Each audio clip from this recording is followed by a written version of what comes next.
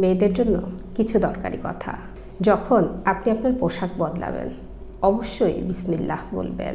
যদি না বলেন তাহলে আপনার আশেপাশে যে ফেরেশতা থাকেন তারা লজ্জিত হয়ে চলে যাবেন, আর খারাপ জিনেরা কিন্তু আপনাকে আড়াল থেকে দেখবে।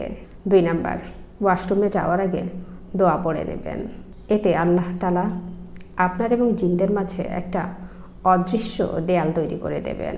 এর ফলে দুষ্ট জিনগুলো আপনাকে বিরক্ত করতে পারবে না। 3, যে কোনো জিনিস কোথাও ফেলার আগে বিসমিল্লাহ বলে ফেলবেন। এতে অন্য কোনো প্রাণীর বা সৃষ্টির কোনো ক্ষতি হবে না। 4, যখন আপনি ঘর থেকে বের হবেন তখন ঘরে থাকা ফেরেশতাদের সালাম দিয়ে এবং দোয়া পড়ে বের হবেন। মনে রাখবেন, এই ফেরেশতারাই কিন্তু আপনার অনুপস্থিতিতে আপনার ঘর পাহারা দেবেন। আর যখন ঘরে ফিরবেন তখন আবারও তাদের সালাম দিবেন। 5, বেশি বেশি সালাম দেওয়ার অভ্যেস করা। ছোটদের আগে সালাম দিবেন, দেখবেন তারা কত খুশি হবে। 6, যদি আপনি বিবাহিত হন তবে আপনার বাচ্চাদের ছোটবেলা থেকেই মসজিদে পাঠানোর অভ্যেস করুন। আর খেয়াল রাখবেন, বাচ্চাদের কখনোই দাঁড়িয়ে পানি পান করতে দেবেন না। ছোটবেলা থেকে অভ্যেস করলে তারা ভালো কিছু শিখবে। আর হ্যাঁ, আপনি নিজেও কিন্তু দাঁড়িয়ে পানি খাবেন না, বসে খাওয়া সুন্নত। 7, সবসময় ডান কাত হয়ে ঘুমাবেন, এটা সুন্নত এবং স্বাস্থ্যের জন্য ভালো।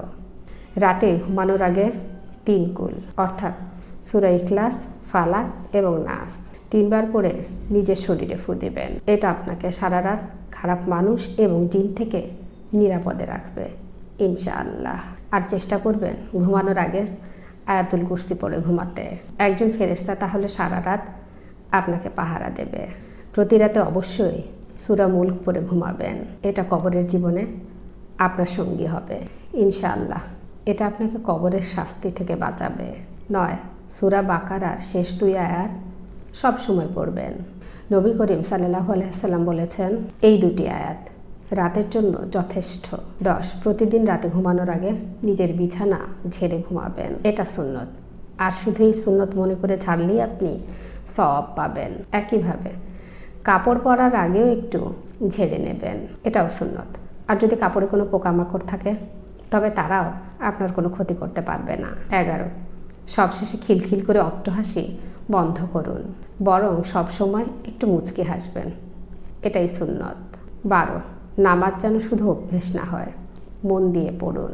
যখন নামাজে দাঁড়াবেন মনে করবেন যেন আল্লাহর সামনে দাঁড়িয়েই কথা বলছেন। বিনয় ও একাগ্রতা নিয়ে নামাজ পড়লে দেখবেন শান্তি পাবেন। 13, সবসময় আল্লাহর কাছে কৃতজ্ঞ থাকুন, যা কিছু পেয়েছেন সব কিছু তারই দয়া। দিনে কয়েকবার আলহামদুলিল্লাহ বলুন, দেখবেন মনটা ভরে যাবে। কথা বলার সময় নরম সুরে কথা বলুন, রাগারাগি বা চিৎকার করে কথা বলা ভালো না। বিশেষ করে পরিবারের মানুষজনের সাথে মিষ্টি করে কথা বলবেন।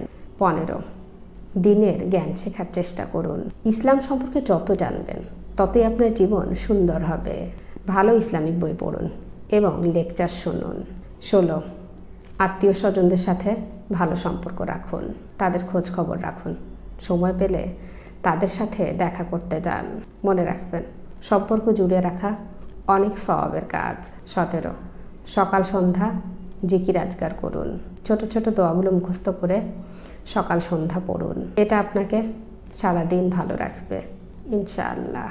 আল্লাহ রব্বুল আলামিন আমাদের সবাইকে রক্ষা করুন, আমিন।